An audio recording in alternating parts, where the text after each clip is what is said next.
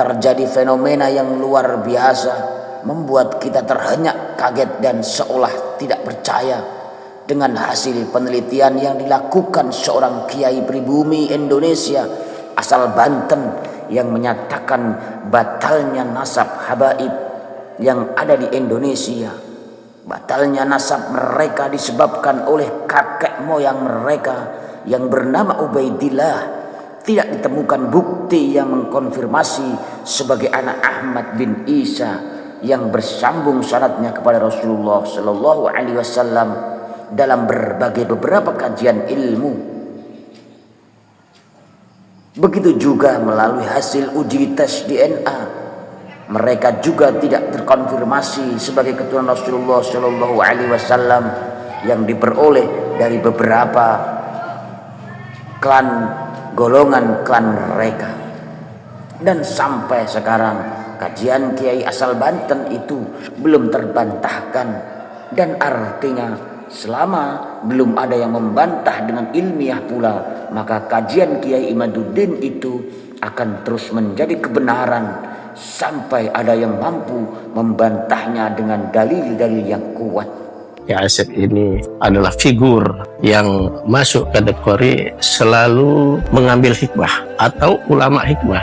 Dan benar ketika Kiai Asep ini direndahkan oleh seorang Habib di Pasuruan itu, Kiai Asep tidak marah. Beliau ke saya malah bilang begini, gak apa-apa, biarin aja, kita ambil hikmahnya aja. Siapa tahu dengan peristiwa ini orang-orang yang sombong, termasuk orang yang di Pasuruan itu, bisa hilang kesombongannya, tidak merendahkan orang lain. Anda datang ke sini bukan karena Al Habib Hussein adalah orang yang pabriknya gede, kendaraannya mewah. Anda datang ke sini adalah karena Al Habib Hussein adalah orang yang takwa, taat, dipilih oleh Allah menjadi waliullah, dipilih oleh Allah menjadi waliullah,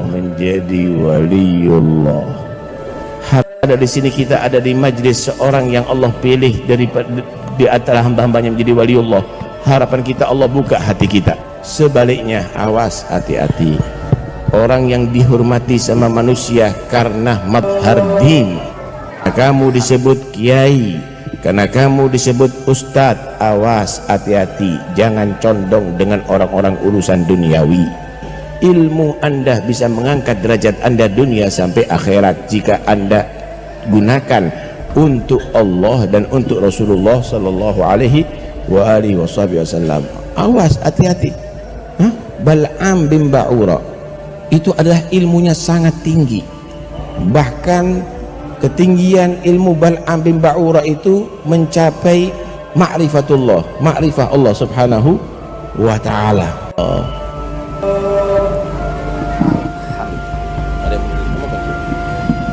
Kiai Asep ini didampingi oleh Habib Abu Bakar Assegaf Bangil, Pasuruan juga. Nah, Kiai Asep ini saat tiba di pengajian itu mendapat banyak penghormatan. Jadi dalam tradisi itu, NU itu sudah biasa, ketika ada seorang kiai datang, tiba-tiba masyarakat itu berdiri menghormati, menyalami, bahkan mencium tangannya. Nah, Kiai Asep saat itu seperti itu. Ada sebutan.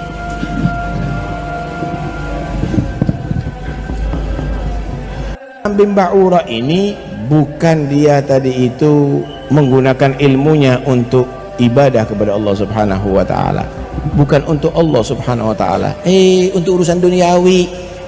Disebut ulama, disebut tokoh agama, tapi digunakan untuk urusan duniawi.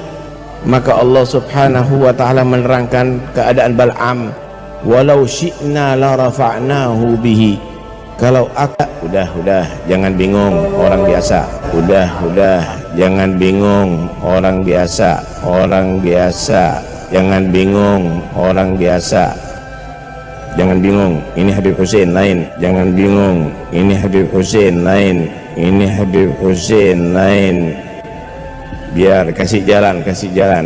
Saya sebagai penulis tentang Profesor Dr. Kiai Haji Asep Saifuddin Halim yang dalam berita itu direndahkan oleh seorang Habib Pasuruan saat mendapat undangan pengajian ke salah satu mantan pejabat di Probolinggo.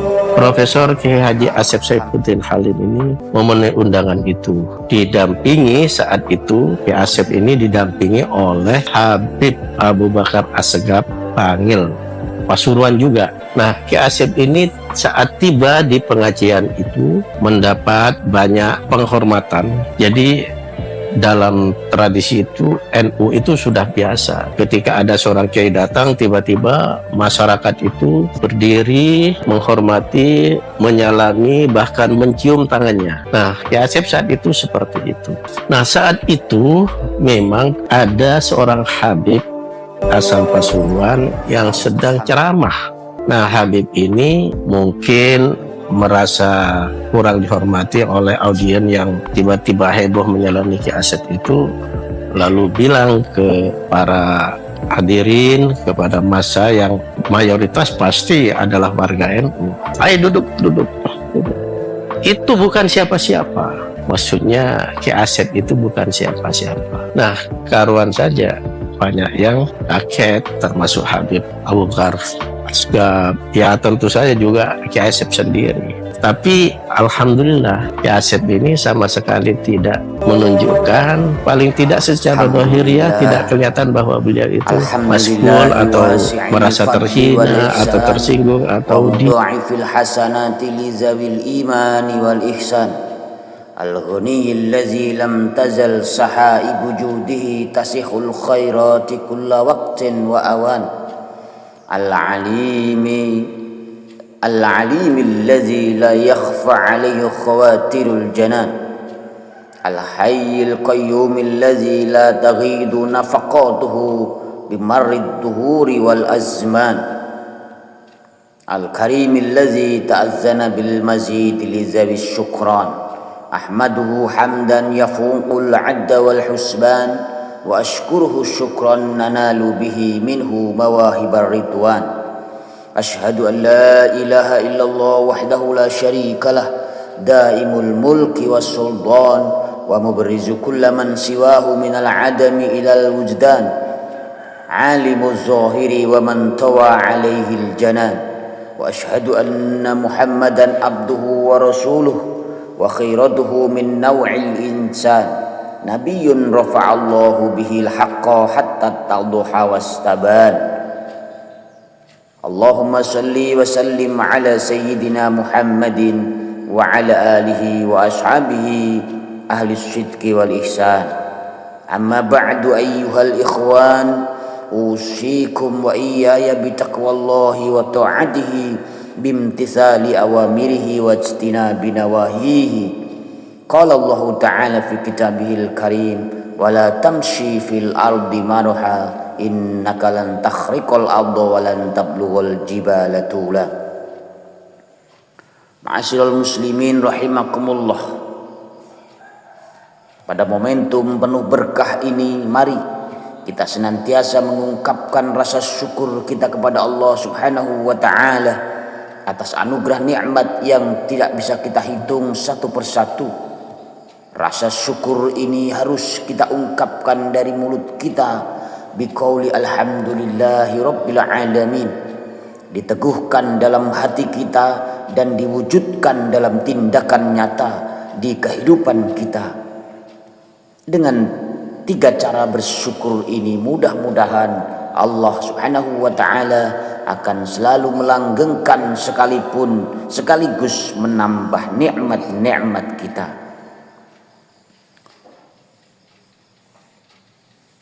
Selain mengingatkan untuk senantiasa bersyukur, khatib juga mengingatkan kepada diri khatib pribadi dan umumnya kepada para jamaah untuk senantiasa meningkatkan dan menguatkan ketakwaan kepada Allah Subhanahu wa taala dengan menjalankan semua perintahnya dan meninggalkan segala larangannya.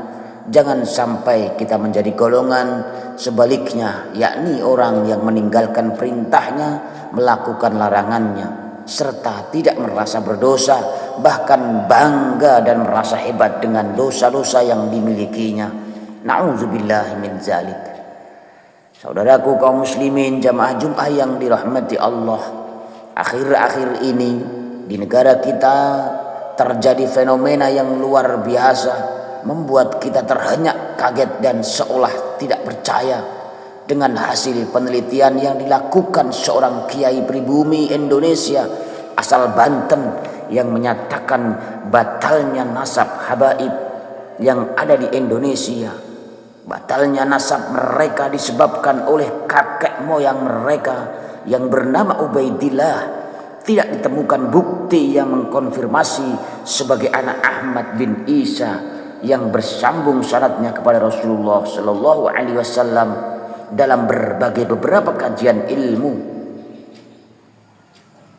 Begitu juga melalui hasil uji tes DNA, mereka juga tidak terkonfirmasi sebagai keturunan Rasulullah Shallallahu Alaihi Wasallam yang diperoleh dari beberapa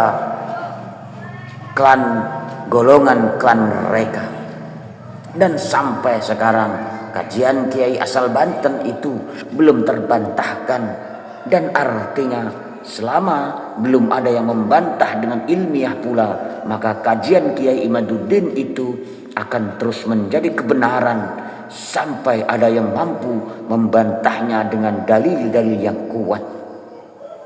Untuk sampai sekarang ini mungkin yang bisa membantah kajian Kiai Imaduddin ini adalah hasil uji tes DNA yang dilakukan oleh habaib di Indonesia ini yang belum begitu banyak dilakukan. Melalui beberapa kajian kitab telah rasanya mustahil bisa ditemukan menurut beberapa yang membahasnya. Saudaraku sekalian yang dirahmati Allah, padahal kita tahu yang selama ini mereka begitu dicintai masyarakat karena keturunan darahnya, walau ada dari mereka yang bodoh sekalipun, tetap membuat masyarakat rela diperlakukan tidak selayaknya manusia yang memiliki derajat yang sama. Menganggap nasab mereka yang agung membuat oknum-oknum Habib ini banyak yang berperilaku sok paling mulia dan lain sebagainya, walaupun tidak memiliki ilmu dan ketakwaan di hadapan Allah Subhanahu wa taala. Mungkin juga banyak karena penceramah-penceramah mereka yang mengatakan satu habib bodoh lebih utama dari kiai yang alim sekalipun. Dan ternyata terbukti banyak dari mereka oknum-oknum yang merendahkan kiai-kiai alim yang tidak berasal dari golongan mereka atau yang tidak memiliki nama habaib di depannya. Saudaraku sekalian yang dirahmati Allah, di balik semua ini pasti ada hikmah dan pelajaran yang besar dari polemik nasab ini. Pertama, kita harus sadar-sadarnya bahwa kita hanya hidup sebentar di dunia dan tidak ada yang perlu disombongkan dan merasa hebat dari orang lain. Allah Subhanahu wa taala telah mengingatkan dalam Al-Qur'an surat Al-Isra ayat 37, wala tamshi fil ardi marha innaka lan takhriqal arda wa lan tablughal jibala tula. Yang artinya janganlah engkau berjalan di bumi ini dengan sombong, karena sesungguhnya engkau tidak akan dapat menembus bumi dan tidak akan mampu menjulang setinggi gunung. Saudaraku sekalian, ayat ini mengingatkan kepada kita agar tidak sombong dan menjauhi sikap membangga-banggakan diri serta merasa paling hebat dari orang lain, terlebih merasa hebat dari Sang Khalik Allah Subhanahu wa taala. Kita diingatkan untuk menyadari kelemahan-kelemahan yang ada pada diri kita, bersikap rendah hati dan tidak bersikap sombong atau takabur. Sebab sebagai manusia yang memiliki kemampuan terbatas, kita tidak akan sanggup mencapai sesuatu di luar kemampuan diri kita. Sombong adalah satu dari sifat melampaui kemampuan diri dan juga melampaui sifat-sifat yang Allah Subhanahu wa ta'ala miliki. Allah melarang kita berjalan di muka bumi dengan sombong. Berjalan dengan sombong di muka bumi bukanlah sikap yang wajar, karena bagaimanapun kerasnya derap kaki yang dihentakkan di atas bumi tidak akan menembus permukaannya, dan bagaimanapun juga tingginya ia mengangkat kepalanya tidaklah dapat melampaui tingginya gunung. Dari segi ilmu jiwa, orang yang biasa berjalan dengan penuh kesombongan berarti dalam jiwanya terdapat kelemahan. Ia merasa rendah diri, sehingga untuk menutupi kelemahan dirinya ia berjalan dengan sombong dan berlagak dengan tujuan menarik perhatian orang lain. Saudaraku sekalian, dari segi ilmu jiwa, orang yang biasa berjalan dengan penuh kesombongan berarti dalam jiwanya terdapat kelemahan. Ia merasa rendah diri, sehingga untuk menutupi kelemahan dirinya ia berjalan dengan sombong dan berlagak dengan tujuan menarik perhatian orang lain. Bukan hanya satu firman Allah yang menegaskan dan mengingatkan untuk kita sombong dan merasa paling hebat sendiri. Dalam ayat lain Allah berfirman, wala tusa'ir khaddaka linnas wala tamshi fil ardi marha innallaha la yuhibbu kulla mukhtalin fakhur. Yang artinya janganlah memalingkan wajahmu dari manusia karena sombong, dan janganlah berjalan di bumi ini dengan angkuh. Sesungguhnya Allah tidak menyukai setiap orang yang sombong lagi sangat membanggakan diri. Al-Quran surat Luqman 18. Saudaraku sekalian yang dirahmati Allah, dalam tafsir Kemenak RI disebutkan bahwa ayat ini mengingatkan kita untuk mengedepankan akhlak dan budi pekerti yang baik kepada sesama manusia. Akhlak yang baik ini diwujudkan dengan menjauhi keangkuhan dan sombong, membanggakan diri dan memandang rendah orang lain di antara tanda-tanda orang angkuh dan sombong adalah saat berjalan dan bertemu dengan orang lain, ia memalingkan mukanya, tidak mau menegur atau tidak memperlihatkan sikap ramah. Ia menunjukkan sikap angkuhnya seakan-akan ia yang berkuasa dan yang paling terhormat dan terhebat. Padahal kita diperintahkan untuk mengedepankan kesederhanaan atau sikap yang wajar, berbicara dengan sopan dan lemah lembut sehingga orang lain merasa dihargai dan dihormati. Ma'asyiral muslimin yang dirahmati Allah, sombong, takabur, merasa paling hebat dan berkuasa sendiri merupakan sifat yang dapat menghalangi seorang masuk surga. Dalam hadis riwayat Imam Muslim dari Abdullah bin Mas'ud radhiyallahu an disebutkan, la yadkhulul jannata man kana fi qalbihi mithqalu dzarratin min kibr. La yadkhulul jannata man kana fi qalbihi misqalu dzarratin min kibrin. Tidak akan masuk surga orang-orang yang dalam hatinya terdapat rasa takabur atau sombong meskipun hanya sekecil biji sawi. Hal ini sesuai dengan sejarah yang menunjukkan bahwa sikap sombonglah yang menjadikan iblis mendapatkan murka dari Allah karena ia mematuhi perintah Allah untuk sujud, karena ia tidak mau mematuhi perintah Allah untuk sujud kepada Nabi Adam. Sifat inilah yang mengeluarkan iblis dari surga. Hal ini termaktub dalam Al-Quran surat Al-Baqarah 34, wa iz qulna lil malaikati isjudu li adama fasajadu illa iblisa aba wastakbara wa kana minal kafirin. Ingatlah ketika kami berfirman kepada para malaikat, sujudlah kamu kepada Adam, maka mereka pun sujud kecuali iblis. Ia menolaknya dan menyombongkan diri, dan ia termasuk golongan kafir. Sombong adalah sikap dan sifat warisan iblis yang harus dihindari oleh manusia. Orang yang sombong seringkali tidak akan pernah mau kalah dan mengalah. Andai kata ada yang mengunggulinya, maka ia pun akan bersikap sinis dan berlomba-lomba untuk melebihi yang lain lagi. Orang yang sombong juga memiliki sifat gampang berbohong dengan reka-reka cerita dan peristiwa yang tujuannya mengangkat dirinya. Hati orang yang sombong dan merasa paling hebat telah mati dan sulit untuk menerima kebenaran. Secara pelan-pelan sebenarnya ia sedang menjerumuskan dirinya ke jurang kehinaan. Ma'asyiral muslimin yang dirahmati Allah.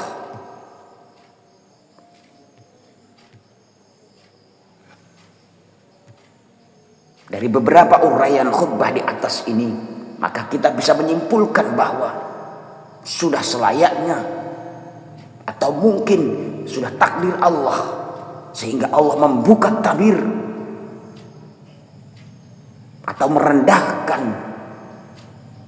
klan Ba'alawi dengan Allah menggerakkan seorang kiai untuk membuka bukti-bukti nasab dari klan Ba'alawi ini, yang disebabkan oleh oknum-oknum mereka sendiri yang begitu sombong, angkuh, dan merasa paling hebat dan paling mulia sendiri di dunia ini.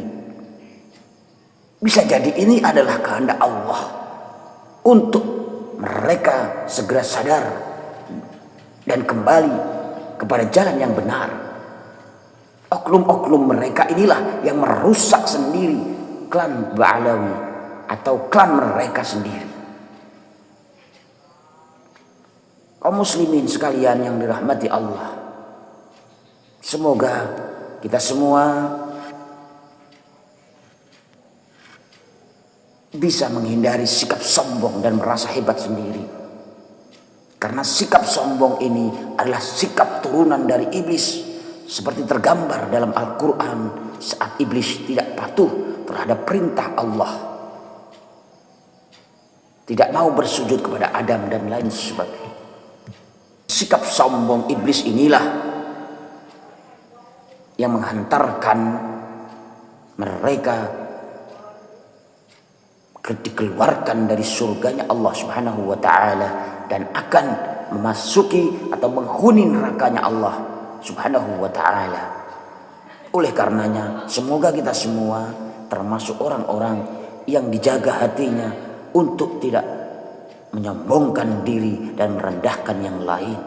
Barakallahu li wa lakum fil Qur'anil azim wa nafa'ani wa iyyakum bima fihi minal ayati wa dzikril hakim wa taqabbala minni wa minkum tilawatahu innahu huwal ghafurur rahim.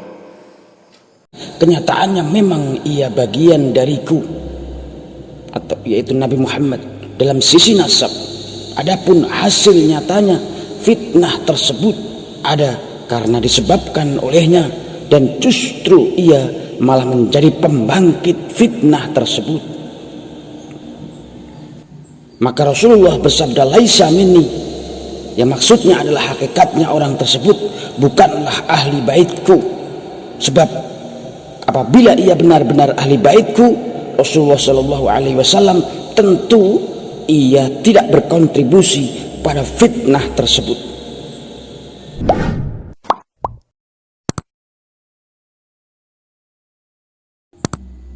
Alhamdulillahi Rabbil Alamin, nahmaduhu wa nasta'inuhu wa nastaghfiruh wa na'udzu billahi min sururi anfusina wa min sayyiati a'malina.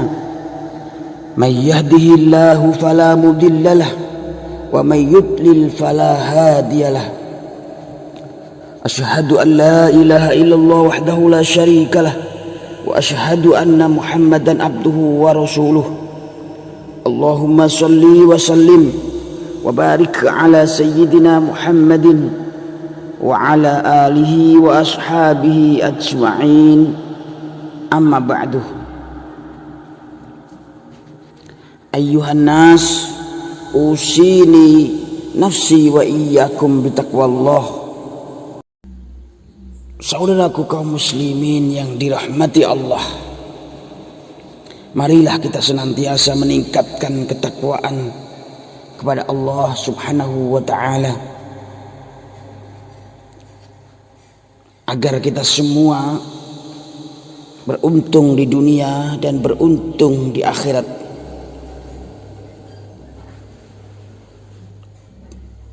Takwa dalam arti menjalankan segala perintah-perintah Allah dan menjauhi apapun yang dilarang olehnya.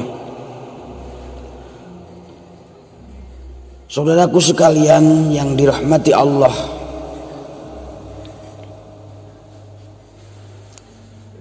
kali ini khotib ingin menyampaikan satu hadis yang diriwayatkan oleh Ibnu Umar yang terekam dalam Musnad Ahmad, Sunan Abu Dawud dan beberapa kitab hadis yang lain, yang menceritakan kana inda Rasulillah sallallahu alaihi wasallam qu'udan fa zakarul fitan fa aksara fi zikriha hatta zakara fitnatal akhlas fa qala qailun ya Rasulullah wa ma fitnatul akhlas qala hiya fitnatu harabin wa harabin summa fitnatus sarra'i dakhaluha min tahti qadami rajulin min ahli baiti yaz'umu annahu minni wa laysa minni innama waliyal muttaqun summa yastalihun nas ala rajulin kawarikin ala dila'in summa duhaima la tadau ahadan min hadhil ummah illa latomathu latomatan fa iza qila in qata'at tamadat yusbihu rajul fiha mu'minan wa yumsi kafiran hatta yasirun nas ila fustatain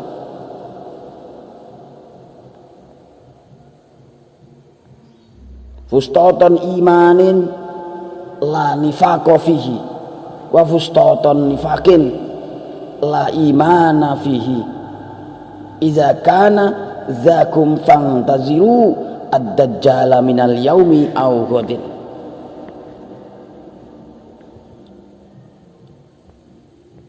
Yang kurang lebih artinya,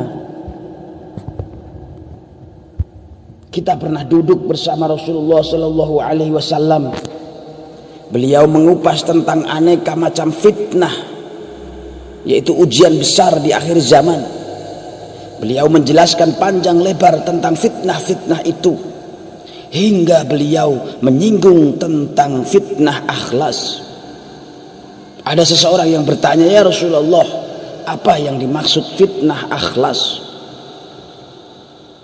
Rasul menjawab, yaitu fitnah pelarian dan peperangan, kemudian fitnah sarra karena banyak bermegah-megahan hingga lupa dan jatuh dalam perilaku maksiat yang asapnya dari bawah kedua kaki seorang dari ahli baitku. Ia mengaku bagian dariku padahal bukan dariku, karena sesungguhnya orang-orang yang aku kasihi hanyalah orang-orang yang bertakwa. Kemudian manusia bersepakat pada seseorang seperti bertemunya pinggul di tulang rusuk. Setelah itu fitnah duhaima yang tidak membiarkan ada seseorang dari umat ini kecuali dihantamnya. Jika dikatakan ia telah selesai, maka ia justru berlanjut.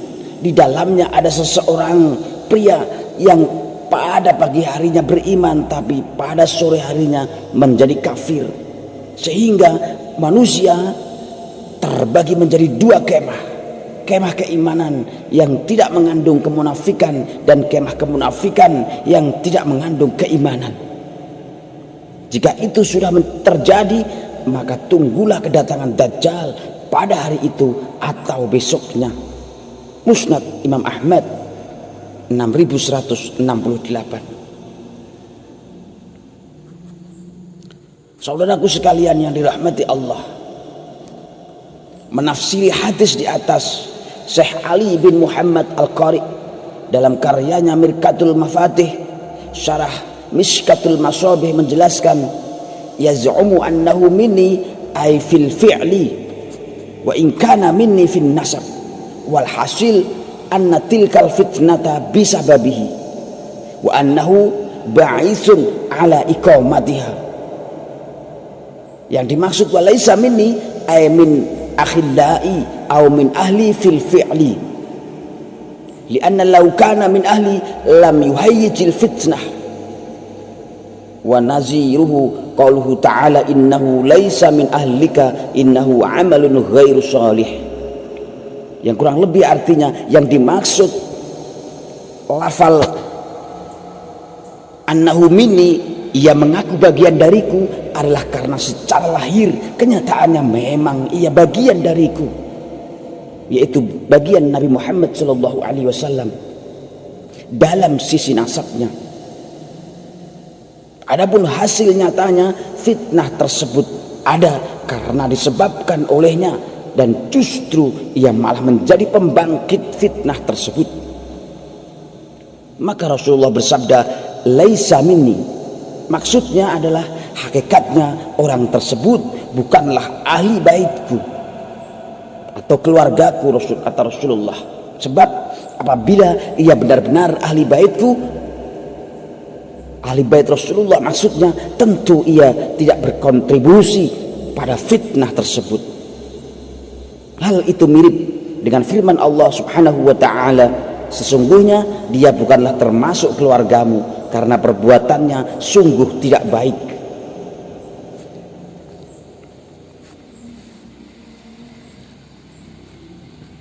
Saudaraku sekalian yang dirahmati Allah, para ulama Ahlussunnah wal Jamaah berpendapat mereka yang merupakan keturunan Sayyidah Fatimah dari jalur Hasan maupun Husain adalah keturunan Rasulullah Sallallahu Alaihi Wasallam melalui jalur nasab. Ada pula orang lain yang bisa menyambung kepada baginda Nabi bukan melalui jalur nasab, tapi karena jalur sebab. Mereka adalah para ulama yang benar-benar ulama, yaitu mereka yang selain alim juga mengamalkan ilmunya. Dalam sebuah hadis yang panjang diriwayatkan oleh Kasir bin Qais, Rasulullah Sallallahu Alaihi Wasallam bersabda, innal ulama'a warasatul anbiya, sesungguhnya ulama adalah pewaris Nabi. Saudaraku sekalian, Nabi tidak meninggalkan harta benda, bukan dinar, bukan pula dirham. Yang ditinggalkan adalah ilmu.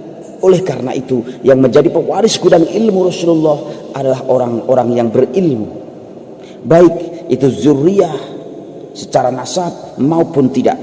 Apabila ternyata ada zuriyah Rasul secara nasab, namun ia sekaligus menjadi ulama, lengkaplah dia karena keilmuan dan mempunyai keturunan darah daging Rasulullah Muhammad Sallallahu Alaihi Wasallam yang sangat mulia. Saudaraku sekalian yang dirahmati Allah, Syekh Ibnu Athaillah As-Sakandari dalam kitab Tajul Arus mengutip sebuah ungkapan yang disampaikan oleh Nabi Ibrahim yang mengadu kepada Allah dalam ayat faman tabi'ani fa innahu minni, barang siapa yang mengikutiku maka orang itu termasuk golonganku. Quran surat Ibrahim 36. Dengan kata lain, siapapun orangnya tanpa pandang bulu, apabila mengikuti jejak Nabi Ibrahim, baik keluarga ataupun tidak, akan menjadi golongan Nabi Ibrahim. Sebaliknya, sebagaimana ayah atau dalam sebagian riwayat menyatakan paman Nabi Ibrahim, walaupun mereka adalah keluarga Nabi Ibrahim sendiri, karena tidak mengikuti jejak Nabi Ibrahim, akhirnya mereka pun celaka.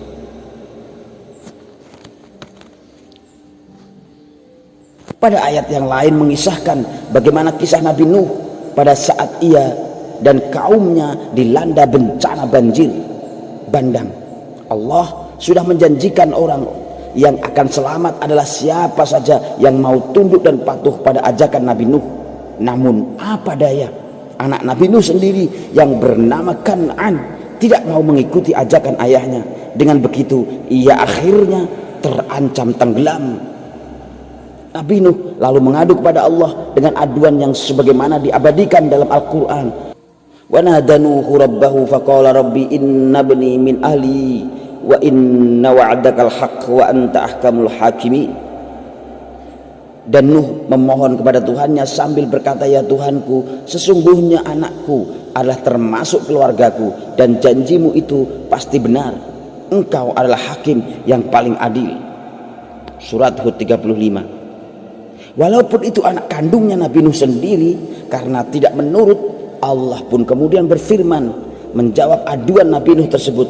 Qala ya Nuhu innahu laisa min ahlika innahu amalun ghairu shalih fala tas'alni ma laisa laka bihi ilm inni a'izuka an takuna minal jahili.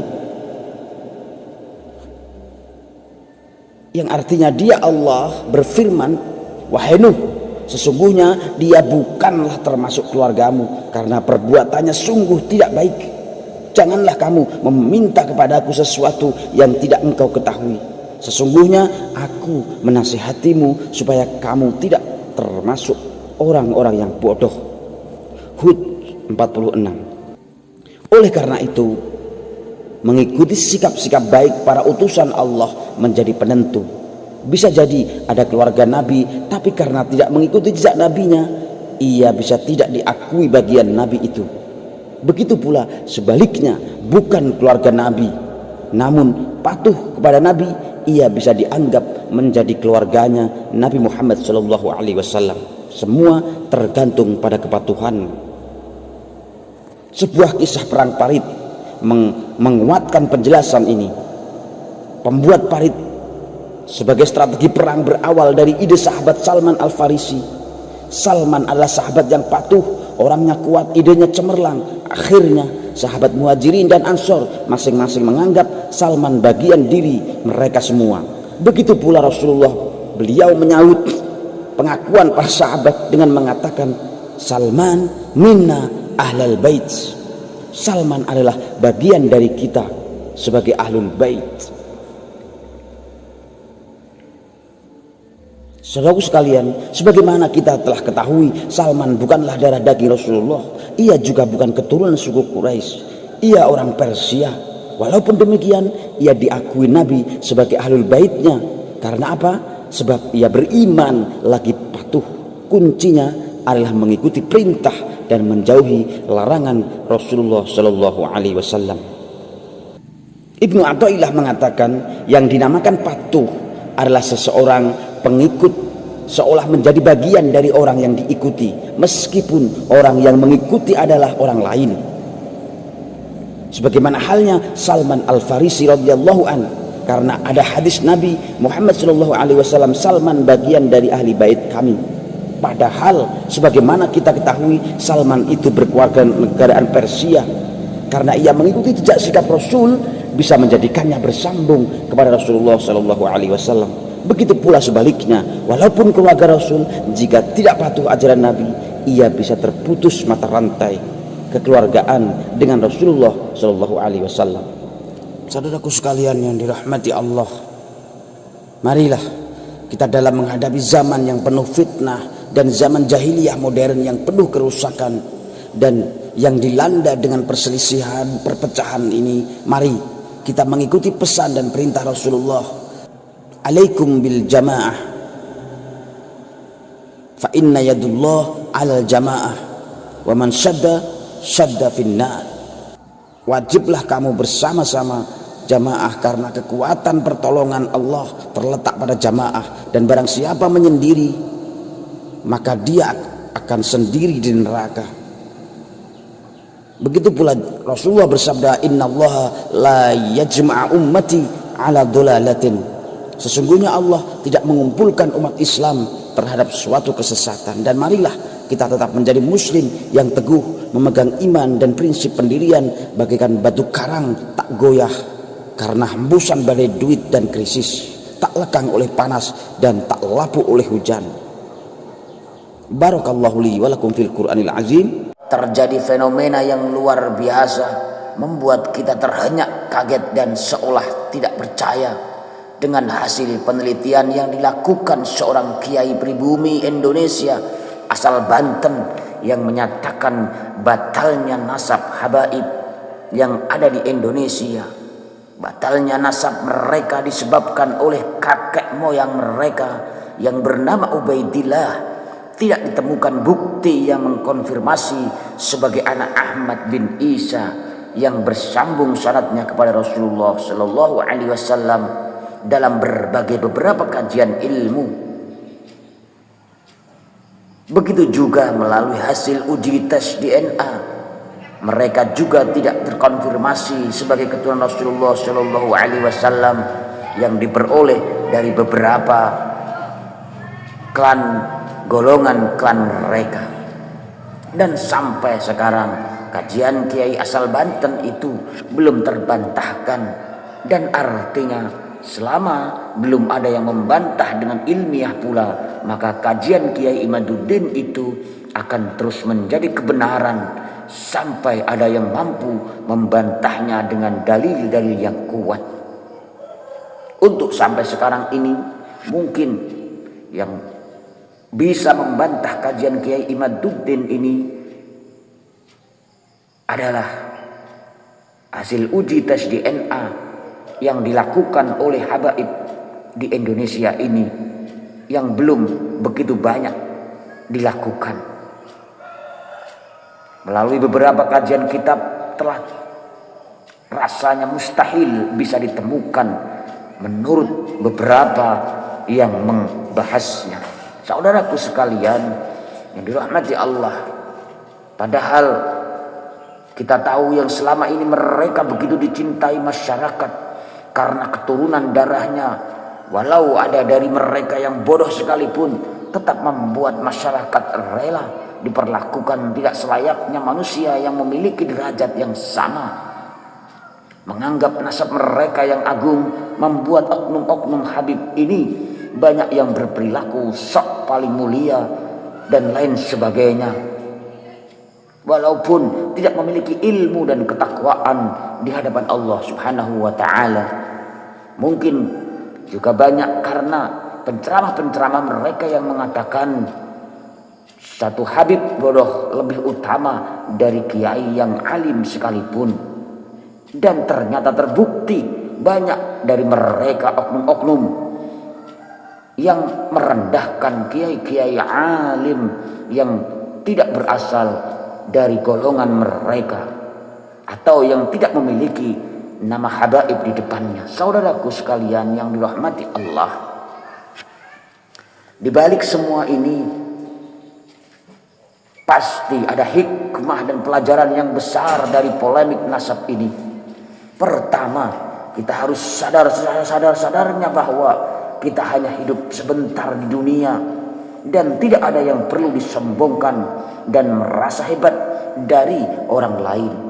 Allah Subhanahu wa Ta'ala telah mengingatkan dalam Al-Quran surat Al-Isra ayat 37, wala tamshi fil ardi marha innaka lan takhriqal arda wa lan tablughal jibala tula, yang artinya janganlah engkau berjalan di bumi ini dengan sombong, karena sesungguhnya engkau tidak akan dapat menembus bumi dan tidak akan mampu menjulang setinggi gunung.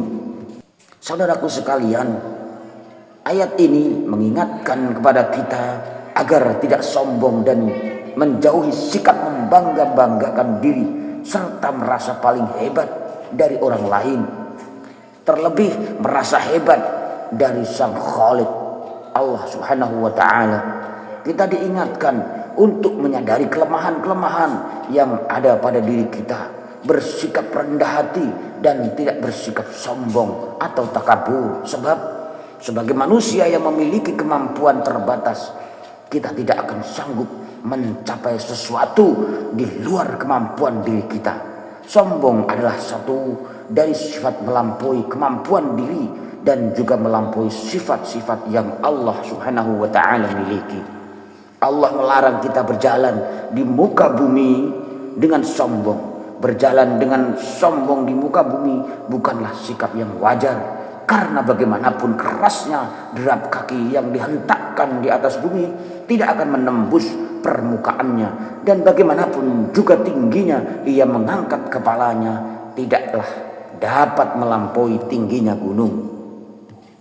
Dari segi ilmu jiwa, orang yang biasa berjalan dengan penuh kesombongan berarti dalam jiwanya terdapat kelemahan.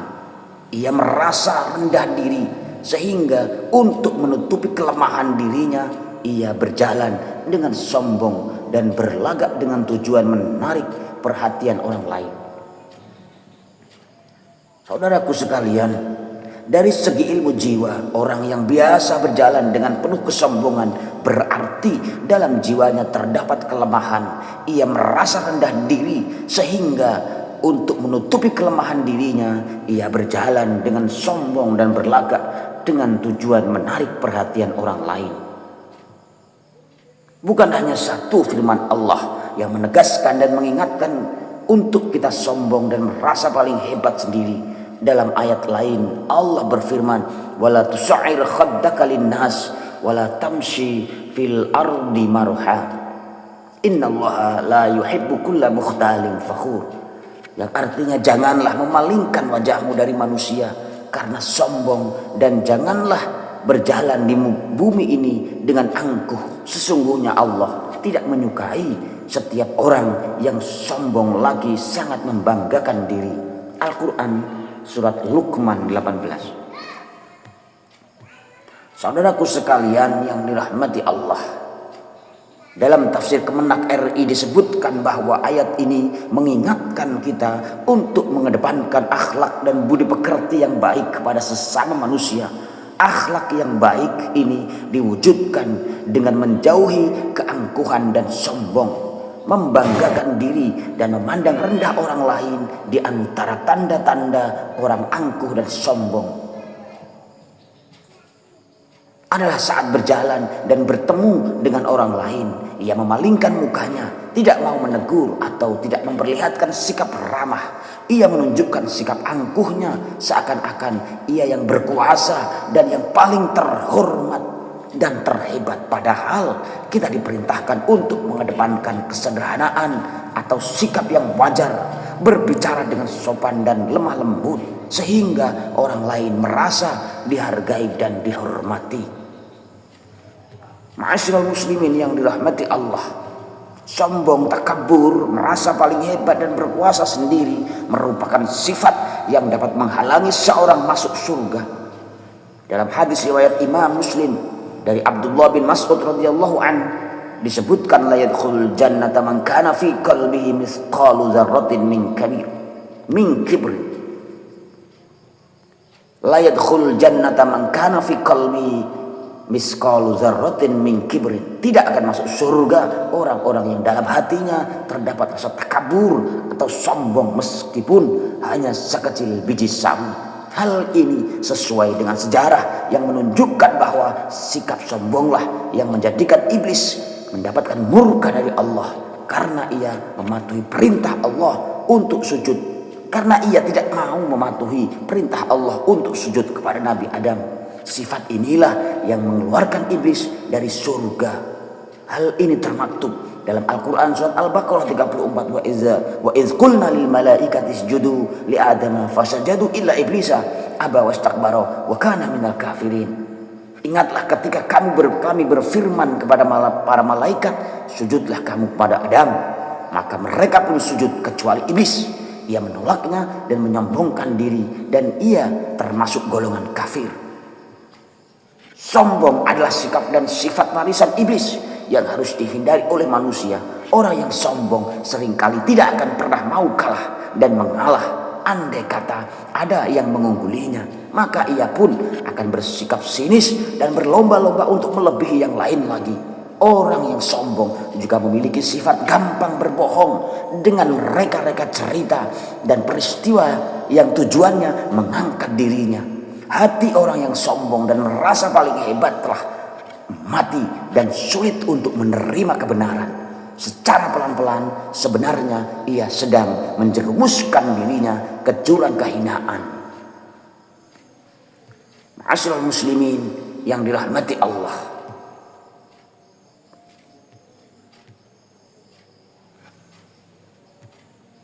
dari beberapa uraian khutbah di atas ini, maka kita bisa menyimpulkan bahwa sudah selayaknya atau mungkin sudah takdir Allah sehingga Allah membuka tabir atau merendahkan klan Ba'alawi dengan Allah menggerakkan seorang kiai untuk membuka bukti-bukti nasab dari klan Ba'alawi ini yang disebabkan oleh oknum-oknum mereka sendiri yang begitu sombong, angkuh, dan merasa paling hebat dan paling mulia sendiri di dunia ini. Bisa jadi ini adalah kehendak Allah untuk mereka segera sadar dan kembali kepada jalan yang benar. Oknum-oknum mereka inilah yang merusak sendiri klan Ba'alawi atau klan mereka sendiri. Kaum muslimin sekalian yang dirahmati Allah, semoga kita semua bisa menghindari sikap sombong dan merasa hebat sendiri.